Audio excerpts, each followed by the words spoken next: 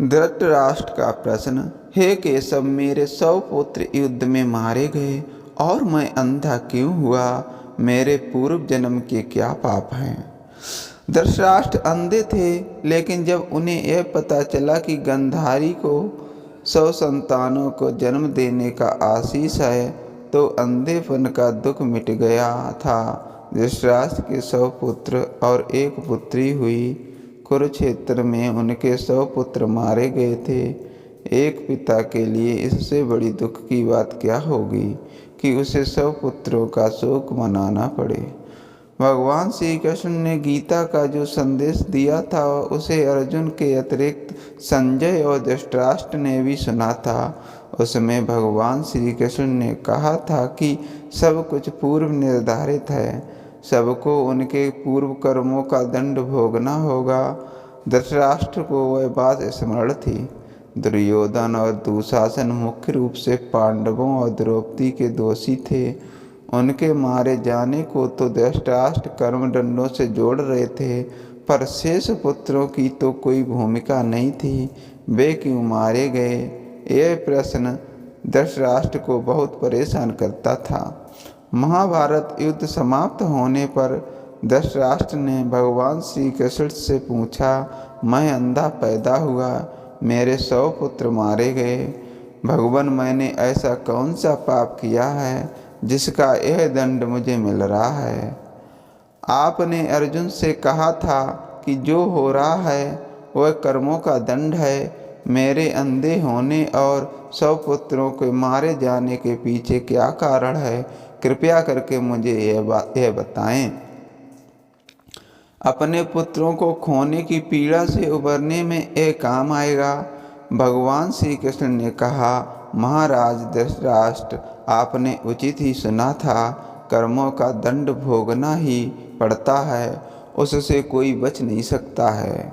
राजा और समर्थवान लोगों को कर्मों का दंड विशेष रूप से भोगना पड़ता है। ईश्वर उन्हें समर्थवान बनाते हैं तो उनसे ज़्यादा जिम्मेदार होने की आशा रखते हैं। कुछ पाने के लिए कुछ तो देना ही पड़ेगा ना महाराज। आप इस जन्म में भी राजा हैं और पूर्व जन्म में भी राजा थे, पर आपने कई पाप कर्म किए हैं। धृतराष्ट्र आधीर हो गए। वे बोले, हे केशव, मैंने इस जन्म में जो किया वह मेरे सामने है। एक राजा और एक बड़े परिवार का मुखिया होने के नाते मुझे वही उचित लगा। पूर्व जन्म का रहस्य जानने को उत्सुक हूँ। कृपया करके वह रहस्य खोलें कि ऐसा कौन सा पाप था कि मैं अंधा भी हुआ और 100 पुत्र भी गंवाए। भगवान श्री कृष्ण ने धृतराष्ट्र को पूर्व जन्म की याद दिलानी शुरू की। उन्हें पूर्व जन्म लेकर गए। भगवान श्री कृष्ण बोले, महाराज धृतराष्ट्र, पिछले जन्म में भी आप एक राजा थे। आपके राज्य में एक तपस्वी ब्राह्मण रहते थे। ब्राह्मण के पास हंसों का एक जोड़ा था, जिसके 4 बच्चे थे। ब्राह्मण को उन हंसों से अपने संतान जैसा लगाव था। ब्राह्मण को तीर्थ यात्रा पर जाना था, लेकिन हंसों की चिंता में वह नहीं जा पा रहा था। उसने अपनी चिंता एक साधु को बताई। साधु ने कहा, तीर्थ में हंसों को बाधक बताकर हंसों का अगला जन्म खराब क्यों करते हो? राजा प्रजा पालक होता है, तो तुम्हारे हंस दोनों उनकी प्रजा हो। हंसों को राजा के संरक्षण में रखकर तीर्थ को जाओ। आप एक प्रजा पालक राजा थे, इसलिए ब्राह्मण को यह बात अच्छी लगी। वह आपके पास आया और अपनी सारी परेशानी कह सुनाई। आपने ब्राह्मण के तीर्थ से लौट आने तक हंसों का रक्षा का दायित्व स्वीकार लिया। ब्राह्मण हंस और उसके बच्चे को आपके पास रखकर तीर्थ यात्रा को गए। हंस आपके महल के तालाब में ही पलने लगे।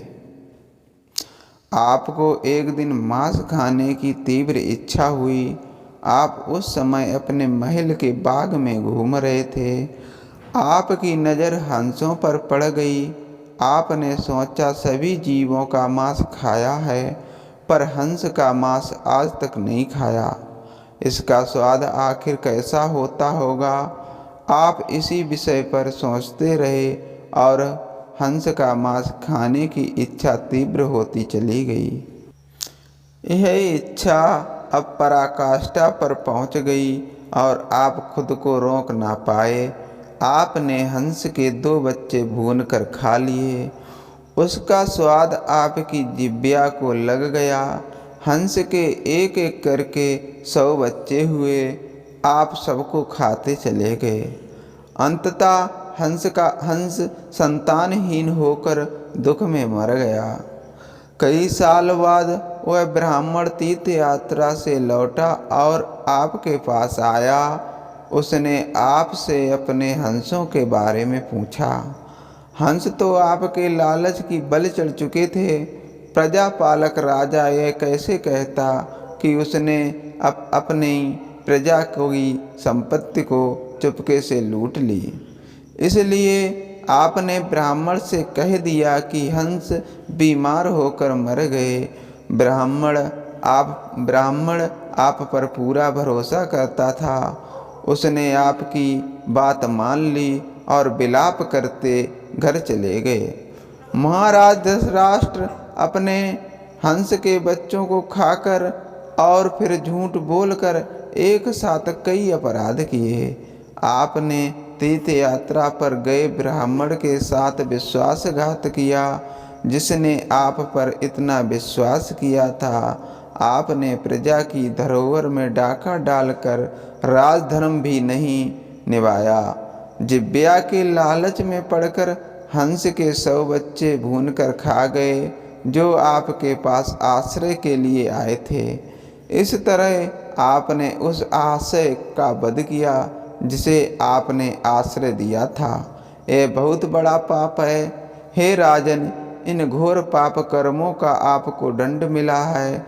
जैसे आपने जिह्वा के लालच में हंस के 100 बच्चे मारे, वैसे ही आपके 100 पुत्र लालच में पड़कर मारे गए।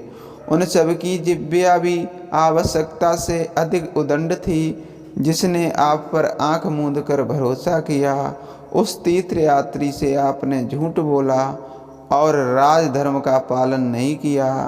कोई आंख मूंद कर विश्वास करे तो उसका विश्वास कभी नहीं चाहिए। इसी विश्वासघात के कारण आप अंधे और राजकाज में विफल व्यक्त हो गए। भगवान श्री कृष्ण ने कहा, सबसे बड़ा छल होता है विश्वासघात। आप उसी का फल भोग रहे हैं।